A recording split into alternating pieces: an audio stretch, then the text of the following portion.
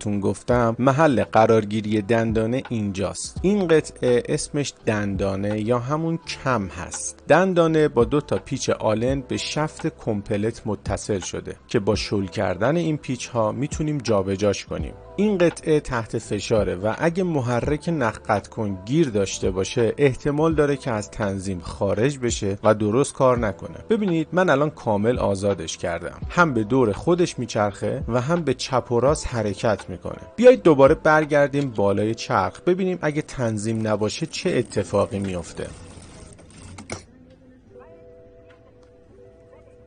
دیدید؟ قیچی عمل کرد ولی نخ و قطع نکرد. برای تنظیم کردن دندانه اول باید میل سوزن رو تا انتها بالا ببریم. بعد از اون یک نقطه آبی رنگ روی فولی چرخ هست که باید قرارش بدیم روی شیاری که روی قسمت پلاستیکی بدن قرار داره. بعد دوباره میریم زیر چرخ. میخوام ساده ترین و دقیق ترین روش برای تنظیم دندانه رو بهتون بگم. اول نیم دایره دندانه رو به بالا قرار بدید و بعد تا انتها به سمت راست بیاریدش. ببینید اینجا میشه نیم دایره، میدیمش بالا و تا انتها میاریمش به سمت راست و بعد تا آخر میچرخونیمش به سمت پایین. حالا میایم سمت شیربرقی. شیربرقی رو با دست فشارش میدیم که تا آخر بره داخل. فقط شیربرقی یکم ضربه میزنه و دندانه بیشتر جابجا میشه. حواستون باشه شیربرقی رو با دست نگه دارید و باز هم دندانه رو همون جوری که بهتون گفتم میزون کنید. بعد شیربرقی رو رها کنید. حالا با یه جسم سخت مثل پیچگوشتی یه مقدار به دندانه ضربه بزنید که اندازه نیم سانت از محرک فاصله بگیره و به سمت چپ بره. ولی مراقب باشید که یه وقت به سمت بالا یا پایین نچرخه. برای اینکه مطمئن بشیم نچرخیده دوباره شیربرقی رو فشار میدم و حالا فقط بالا یا پایین بودنش رو چک میکنم و با چپ و راستش کاری ندارم. حالا وقت سفت کردن پیچاشه. تو سفت کردن پیچ اول باید خیلی دقت کنید که تنظیمتون به هم نریزه. ولی بعد از اینکه پیچ اول رو سفت کردید دیگه مشکلی نیست. حتی اگه دندانه هم بچرخه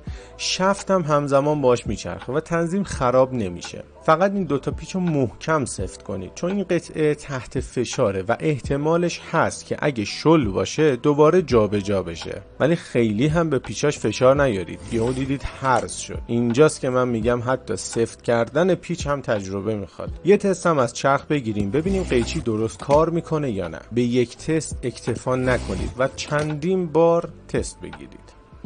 حس میکنم آموزشامون خیلی داره به سمت تخصصی شدن میره و سوالاتی که بعضی از شما دوستان از من پرسیدید تو این چند وقت سوالات اساسی و پایه‌ای هست. از اینجا به بعد سعی میکنم در کنار ویدیوی تخصصی یک ویدیوی آموزشی سطح متوسط هم بذارم تا اون بخش از مخاطبای کانال که نیاز دارن هم راضی باشن و اینکه اصلا رو در وایسی نداشته باشید با من، سوالاتون رو بپرسید حتی اگه توی پایین ترین سطح ممکن باشه. امیدوارم هر جا که هستید در آرامش کامل باشید.